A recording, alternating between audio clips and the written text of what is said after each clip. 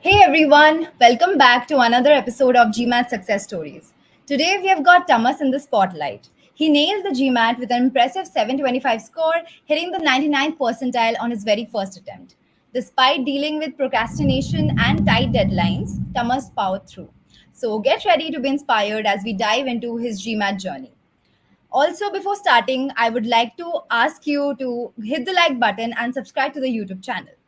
All right, so let's get started. Hi, Thomas. Welcome to GMAT Club. We are super excited to have you here. So to start off, could you tell us a bit about yourself and why did you decide to take the GMAT? Hi, everyone. I'm also super excited to be here today, and hopefully, I can provide some valuable insights for anyone who is planning to take the GMAT. So, I am currently in my last semester of my bachelor's program here in Vienna, Austria. I'm originally from Hungary, and I always wanted to live and study and then later on work in international environments. And for my master's program that I'm planning to do, I needed to take the GMAT exam as well, which for which the deadline for the master's application was back in January. And that was my main motivation to take the GMAT. And of course, um, that was the GMAT exam was the one that fit my strengths the most compared to the GRE, for example. Understood. Awesome. So now let's talk about your GMAT prep journey. So, Thomas, give us a little overview of your GMAT preparation timeline and the circumstances that led you to prepare for the GMAT under a month. Yes. So first of all, it's very important to consider that unfortunately, when I had to start the GMAT preparation, I was still on exchange, and it is full of many very fun things to do, travels to go to, and it's not really about the academic perspective as much as about a combination of studying while also exploring the country that you are in. And for that reason, for a long time, I did not even think about the GMAT and preparing for the GMAT just because I was so preoccupied by the fact that I was on exchange. And so there were multiple rounds for the master's application, and I decided to apply for the second round, which, as I mentioned, had the deadline the end of January. And until November, I still had exams and assignments to do for the university where I was on exchange. So it was kind of out of question that I'm preparing for the GMAT for it next to it as well. So what I decided to do is to really try to put everything into 1 month when I don't have exams anymore and when my next semester is not starting yet, and just really put all of the focus on my GMAT preparation. And so for that, in back in October actually, I was already looking for the material, what would work best for me, what do the others take as a material for the GMAT exam. And so I started with borrowing some of the GMAT books, but I found that for a 1 month preparation, there's an overwhelmingly large amount of information in these books. If you combine all of the GMAT books, I think it's multiple thousands of pages. And I knew that if I was to do the preparation in 1 month, it's not going to be possible for me to properly go through it. And then I started to look for alternatives and online courses, actually. I tried the 5 day trial of TTP. I saw it worked really well. And then I decided, as it fit the time frame I had for preparation pretty well, to take the 1 month subscription for the TTP as well. Understood. So what factors, influenced you to go for TTP?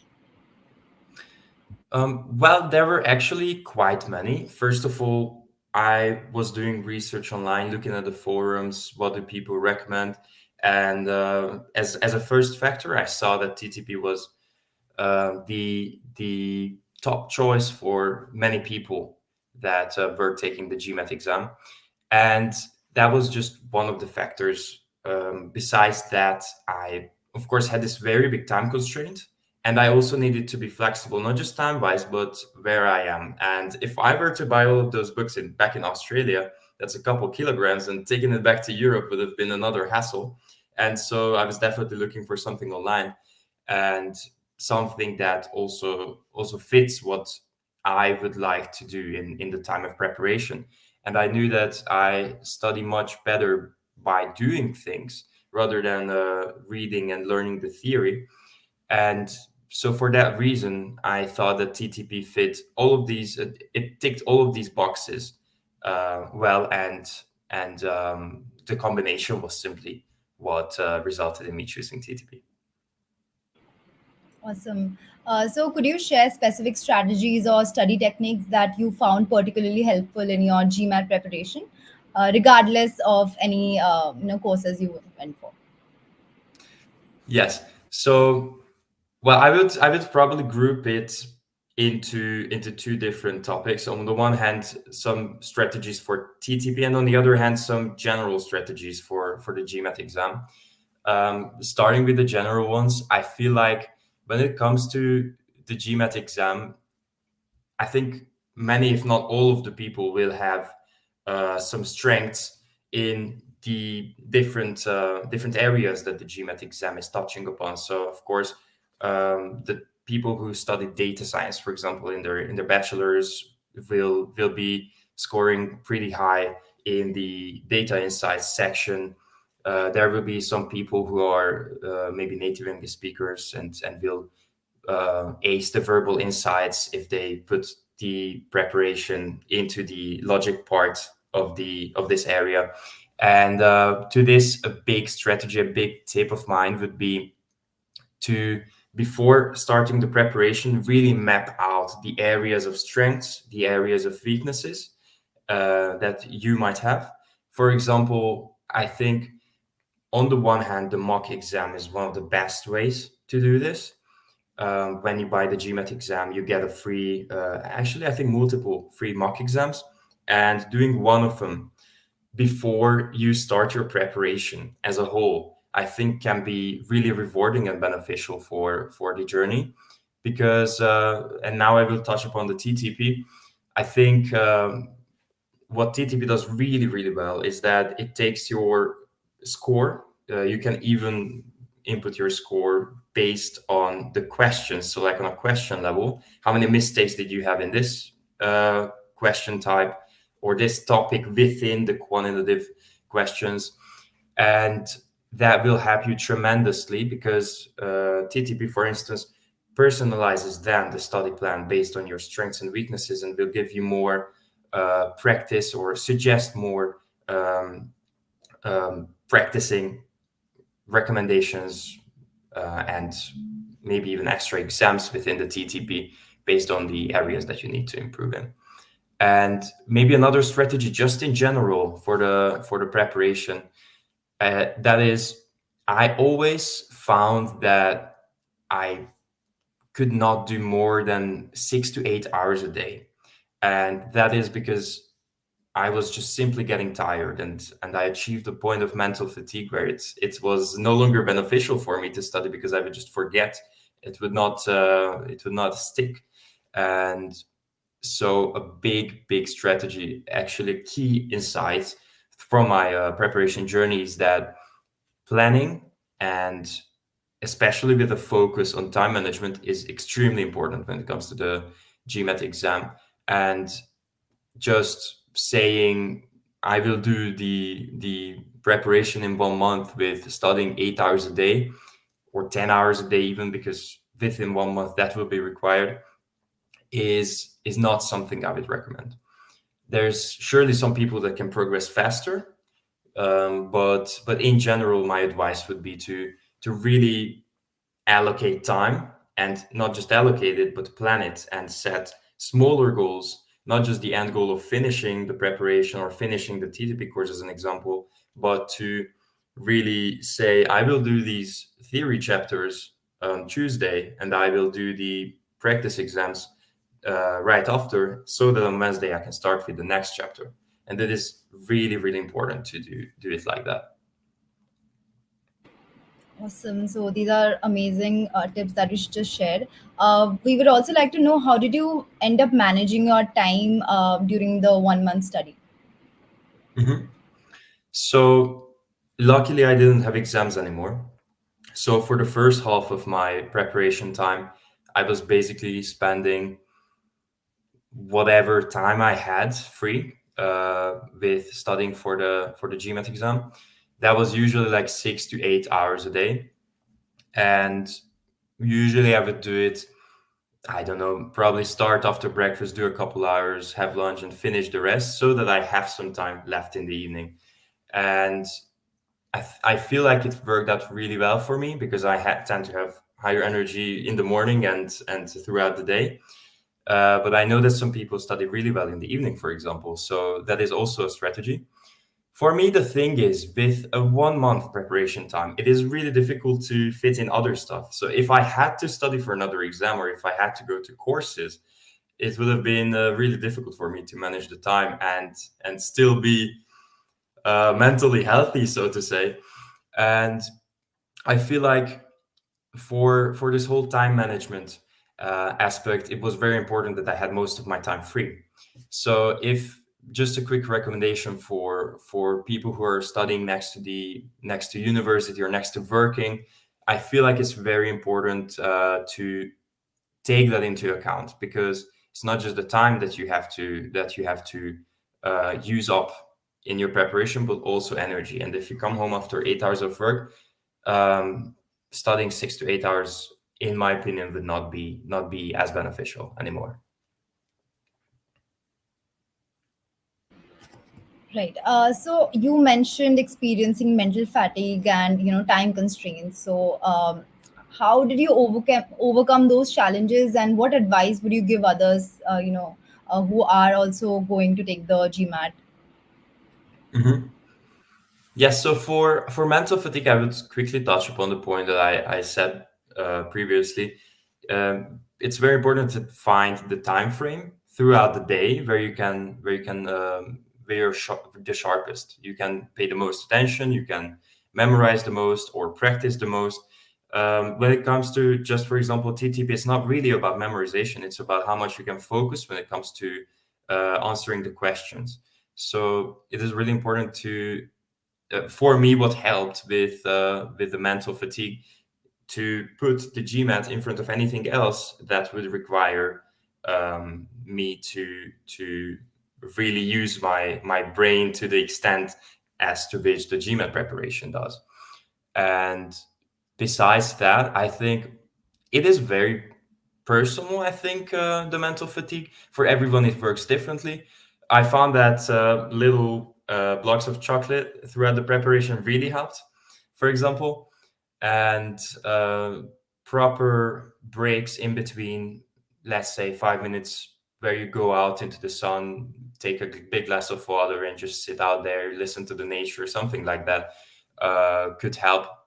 But this is different for everyone. For some people it will be music, for some people it will be sports, and it is really important to find what works best for you and then really regularly implement it in your study sessions.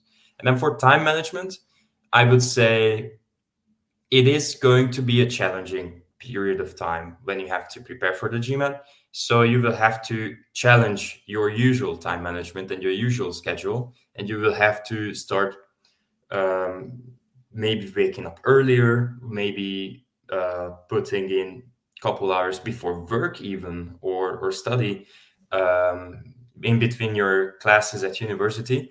I think the major takeaway here for time management is to not just plan ahead, as I mentioned before, but to also consider this as a high priority. Because if you don't consider it a high priority, if you come home after a long day at university or work, it's going to be really difficult for you to sit down and start doing the GMAT preparation. Awesome. Thanks, Thomas. So, how did you maintain motivation and focus throughout your intense study period, especially when you face so many challenges? Yeah, so motivation and focus.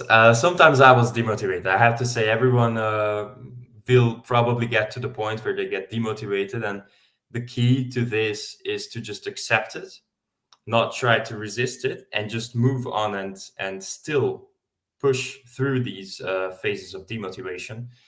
The biggest motivations for me were personally visualizing success was a big thing. So, for instance, for me, I put everything into this one master's application, and I knew that if I get in and if I get accepted, um, I will be extremely happy. I just visualized the moment I get the acceptance letter, calling my family, telling my friends, and just visualizing this already made me extremely happy and extremely excited.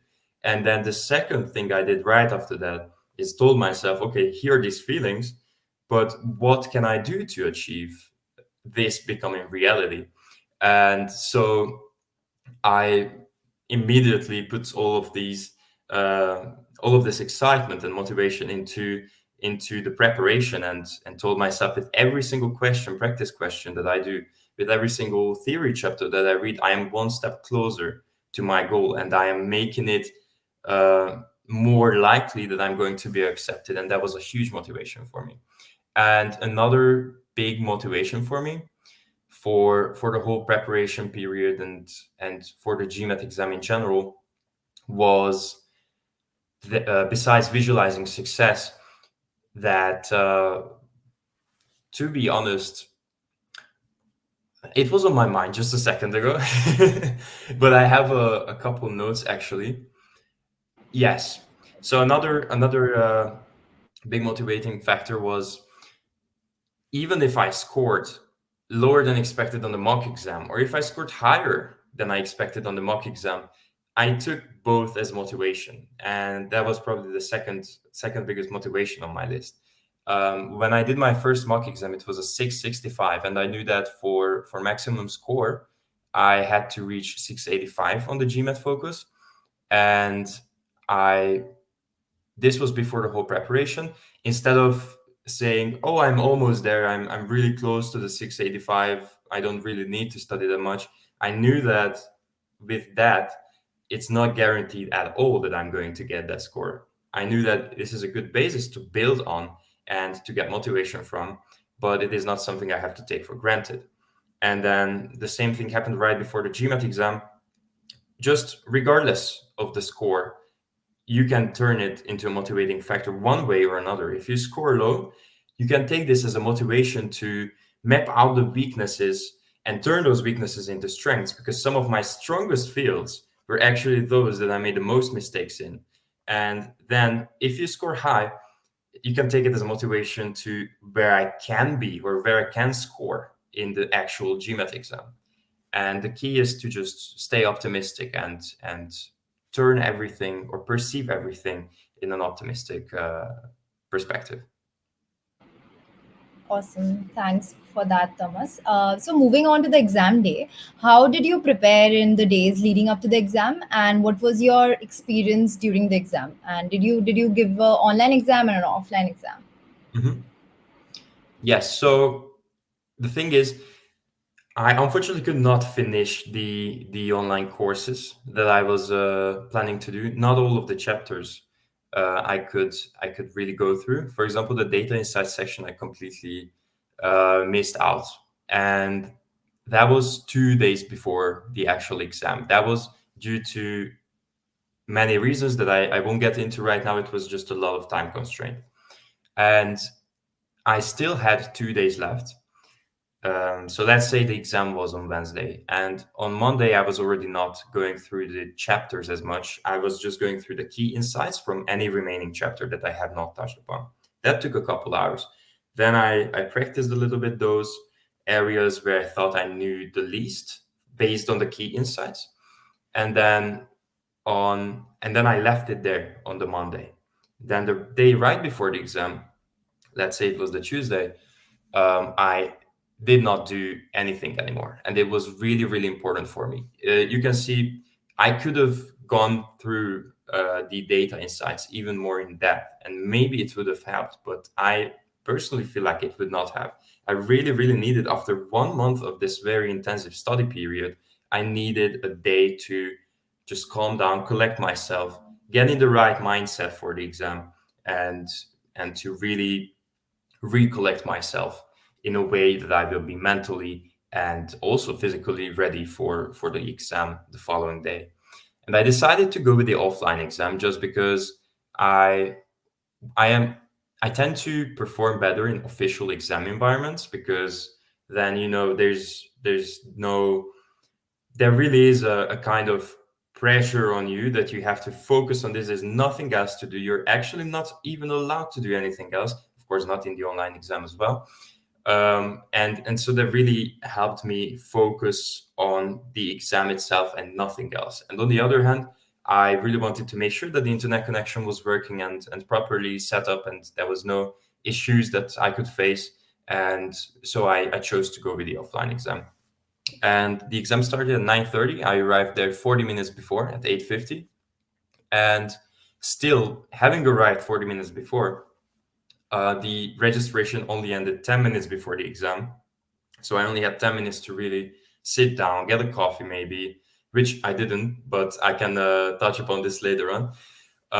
And just mentally prepare in those last 10 minutes before the GMAT exam. I listened to some music and then headed straight into the exam environment. Awesome. So, what were your test day strategies for managing stress and optimizing your performance during the exam? So, one of the key things, one of the biggest sources of stress for me was whether I answered the previous questions correctly or not. And that really put an immense amount of stress on me. But I remember one of the key tips um, at TTP was that you should not focus on the questions you've already done unless you're going back to modify them, in the sense that you shouldn't let it stress you whether they are correct or not, because that is just going to take away the mental capacity for the questions you still have ahead of you. And to be honest, this feeling, this fear that I messed up some of the questions was there with me throughout the whole exam session. But I always reminded myself that right now that energy needs to be focused somewhere else, which was namely the following questions, which I still had many of. So it was much better to focus that energy somewhere else. And also, I feel like throughout the exam there's an immense time pressure as well. So really, just closing out any negative thoughts in a way that you acknowledge that you are stressed and you acknowledge that there is room for mistakes, but not letting it affect your performance, and really just closing out these negative thoughts is the key to performing well in the GMAT exam.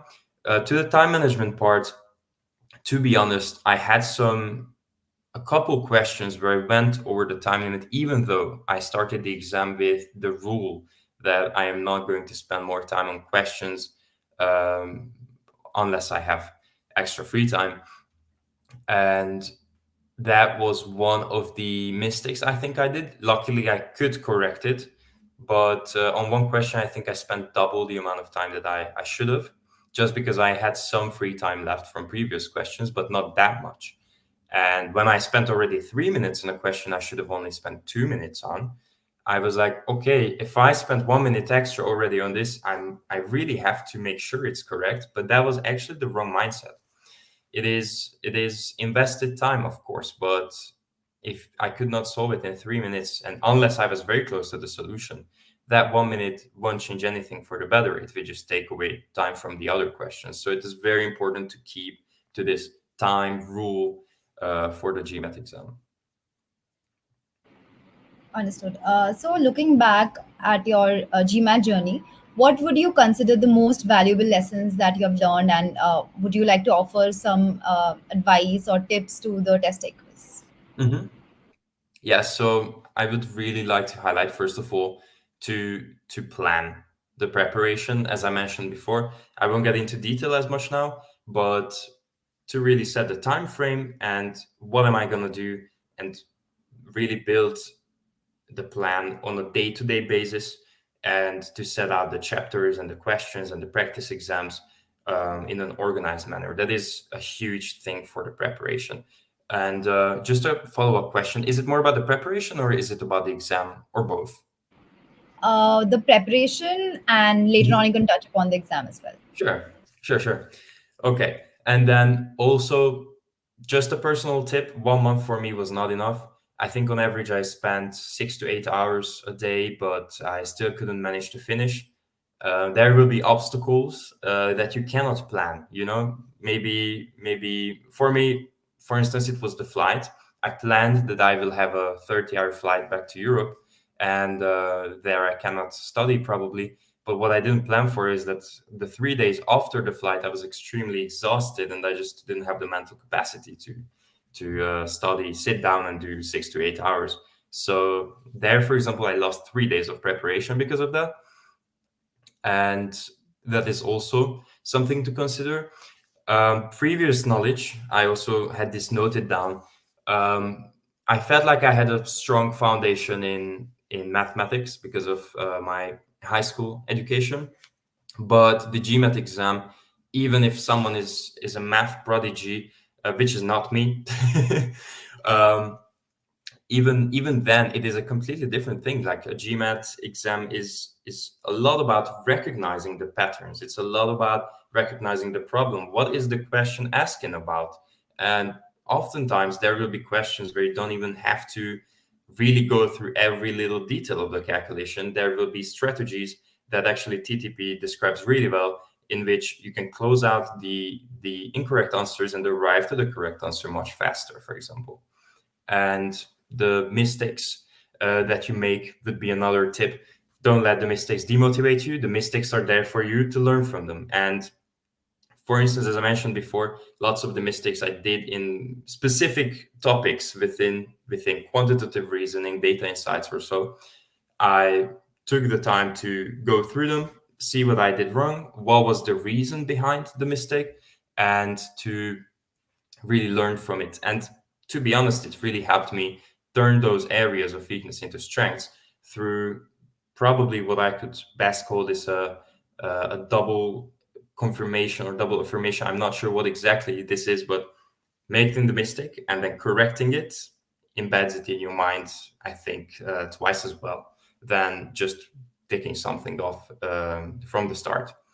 And a quick tip is to really arrive 30 minutes before the exam, at least 30 minutes. I would probably do even more.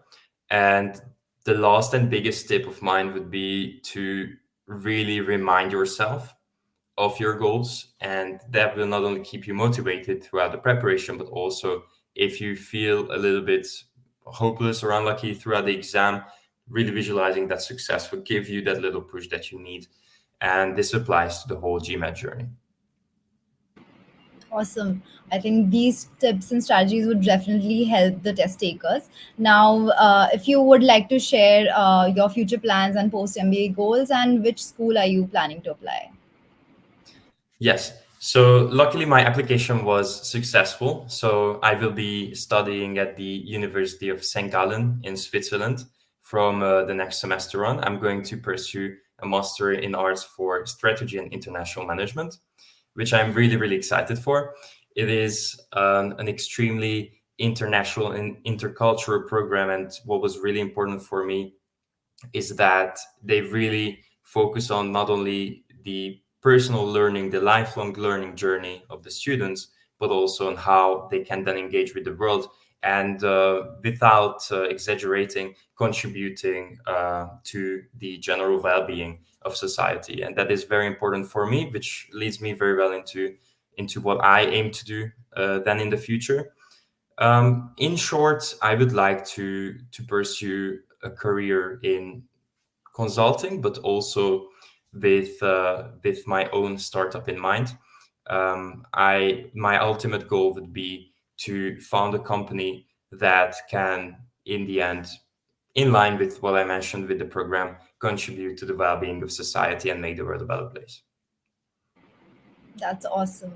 All the best to you for that. Now let's move on to the Q&A segment.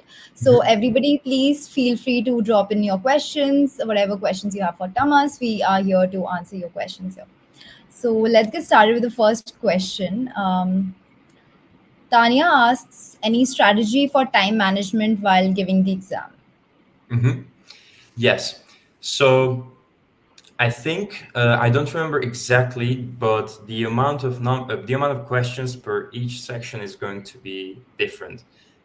Before I get into that, it's important to consider the order in which you take these areas. So there's of course a quantitative reasoning, data insights, and verbal reasoning. I would put the hardest in the beginning, and then just proceed with the easier ones. And this will probably help you stick to the time management part of the whole exam in general, because you will have the hardest time managing your time in the first section. And once you manage to do that, then it will be easier to follow the same pattern for the other sections. And another tip for maybe the time management part: be on the lookout for how many seconds you can spend on each question in the different areas, because as I mentioned, the amount of questions is different, and so the amount of time you will have for each question in the different sections is going to be different. And just considering this, looking up to the time, looking up to how many questions you have left throughout the exam multiple times, is extremely helpful in order to know where you are.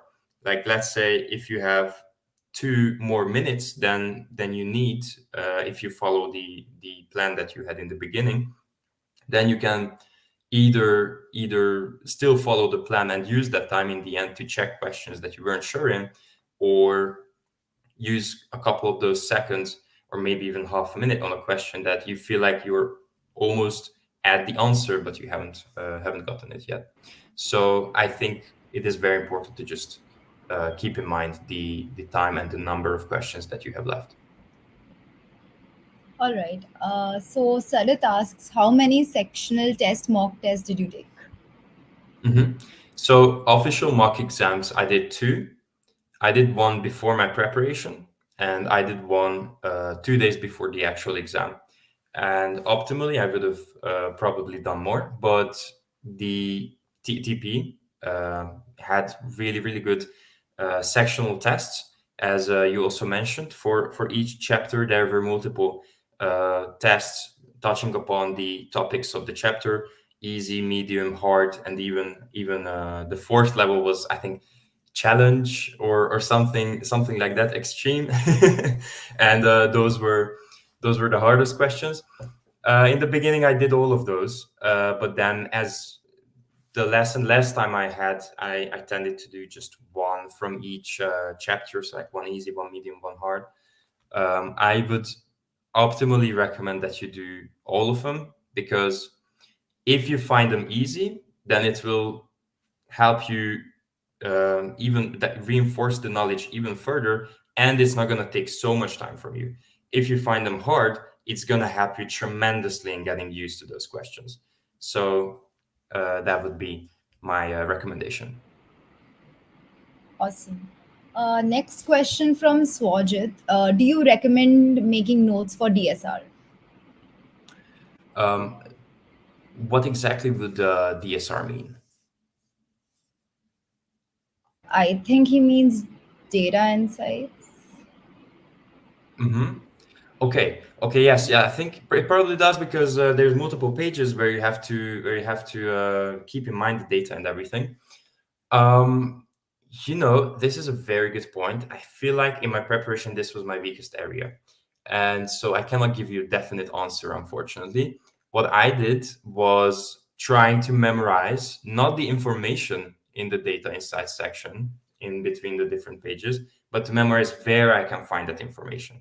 And when I saw, okay, this question is touching upon something that I saw in the page B of the question, then I did not necessarily take notes and look down at my notes what things were there, but I just went back to where I thought this information was, and then I tried to work through the data insights section this way.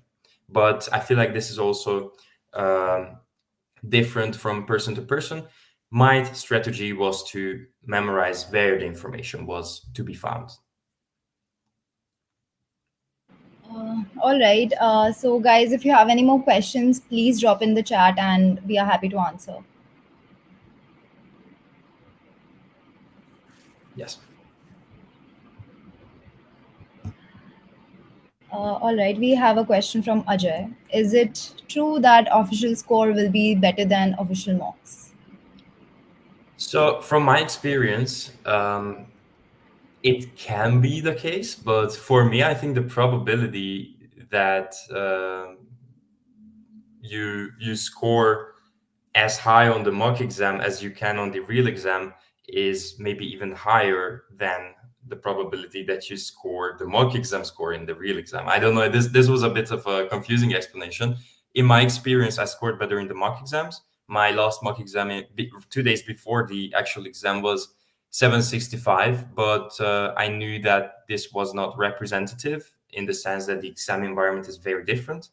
I would say this can also vary from person to person, but in my experience, while a mock exam is a good indicator on where you will what range you will score in the final exam, it is not to be taken granted or as a minimum.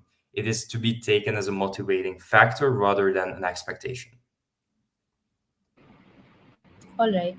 Devjani asks, what was your strategy for CR? Mhm. So to be honest, I took the exam almost 4 months ago, and I don't remember the exact strategies for the different question types.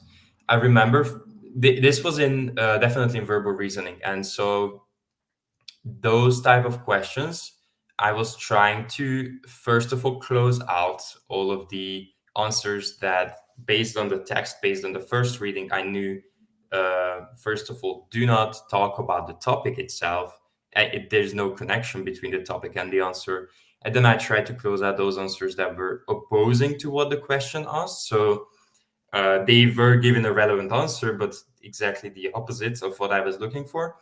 And after that, the remaining ones, which could be correct, I just used personal judgment and with the focus on which one answers the question the most accurately, in the most relevant manner, because there might be multiple answer choices that are relevant to the question itself, but there's a huge difference in to what extent they are relevant to the answer. And that is very important to keep in mind. Okay, next question we have from Ajay. How many questions did you guess and skip? I think in general, I try to do my best not to skip any questions, but because of the time pressure, it was almost impossible. So I did not, in the end, skip any questions, luckily. But that was because in some questions, I told myself, okay, I'm gonna do my best guess, as you also say, and spend the time on the questions that are coming up. Because if I just waste all the remaining time on an amount of questions, then I will really have to just skip through the last questions, and that will surely be wrong. But if I use that time, the remaining time, equally in the remaining questions, even under time pressure, I will at least have some chance to do my best guess. And for a couple questions, I indeed had to do that. I think in quantitative reasoning, I think I guessed like two. In verbal, I will say best guesses because there the time pressure was not as big. Probably one or two, and then in data insights, because towards the end I became really mentally fatigued. I think three or four was a guess for me, but really not just looking at it and guessing, but taking every information I have and then choosing the one that I feel like is the most likely. Great. All right, we have another question. Any preparation tips for the GMAT Focus verbal section? Yes. So for the verbal section, I feel like it is very important to get familiar with the language that is used. I feel like just a general tip would be, if you have the time still, to assuming that you are also not a native speaker, as I'm also not, it helped me a lot that I read some articles on different topics, on politics, on economy, on sustainability, and it really helped me get familiar with the language used than in the actual GMAT exam. And For the preparation for the verbal section, I would also say it is extremely valuable to learn the tips and tricks, because there's some really good strategies with which you can close out, as I mentioned before, the answers that are most likely not correct, and to get familiar with all of the different question types that are in the verbal section, because there is strengthen the argument, weaken the argument. All these different question types have different strategies, and if you don't have to memorize the strategies, because they all have like 1, 2, 5, 6 steps. You don't have to memorize them, but if you practice those kind of questions, those question types, with this strategy in mind, first you can still look at it, use the strategy, and then it will automatize itself. Later on, you will just do it without even thinking about it. And that would be my biggest recommendation for that section. Awesome. Then we have another question from Aryan. What will be the best way to prepare in around 3 months with a job in order to get above 725? Like, how should Mm-hmm. we structure it? Mm-hmm. Mm-hmm. So assuming that you work 40 hours a week, maybe while I'm giving the answer, you could quickly follow up how many hours that is actually, the job. But assuming that you work 40 hours a week, I would say that, mm, yeah. So you will probably have to make GMAT your second biggest priority next to work, in my opinion. For the 3 months, it is extremely important that you map out what your weaknesses and your strengths will be. And it will be important to then prioritize based on that. And first of all, okay, 50, 60, 50, 60. First of all, big respect to you. That is a lot of hours to work in a week. And I wish you the best of luck with the preparation. I would say that if you manage to do those 50, 60 hours from a Monday to Friday, I will tell you to probably not do immense amount of GMAT from Monday to Friday. But then on the weekends, sit down and really just focus on the GMAT preparation, both Saturday and both Sunday, or depending on when you have the days off in your calendar.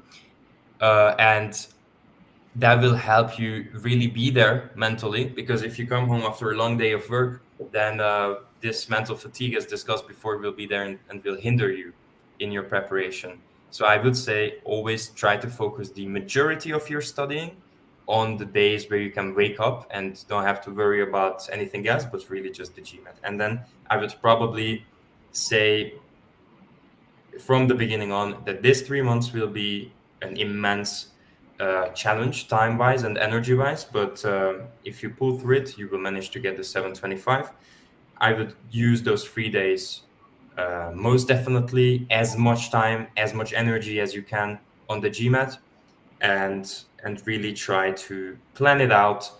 If you have X amount of weekends, so you will have 12 weekends, if I assume it correctly, and there are, let's say, 30 chapters that you will have to go through, then you can say, I will do a little bit more than one chapter a day on these weekends.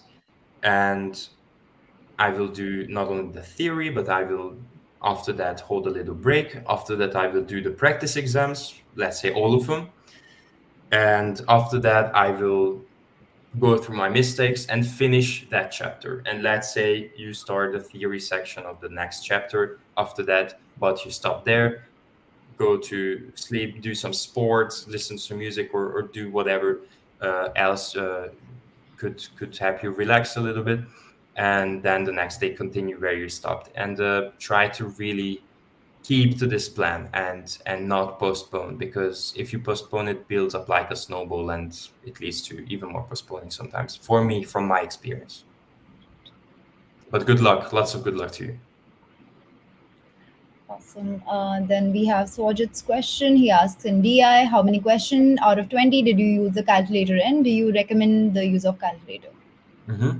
So in general, because I was there in the offline exam environment, please correct me if I'm wrong, but there the calculator was embedded in the interface. Maybe it's like that with the online one too. I'm not sure. For me, it was unintuitive to use the calculator. Somehow, I was always using the calculator at university or in high school in my hands, and I was pretty good with it, pretty quick. But with the calculator on the screen, I found it super difficult, and I prioritized time above the use of calculator. I feel like for the data insights section in general, it is not necessarily a must to use the calculator.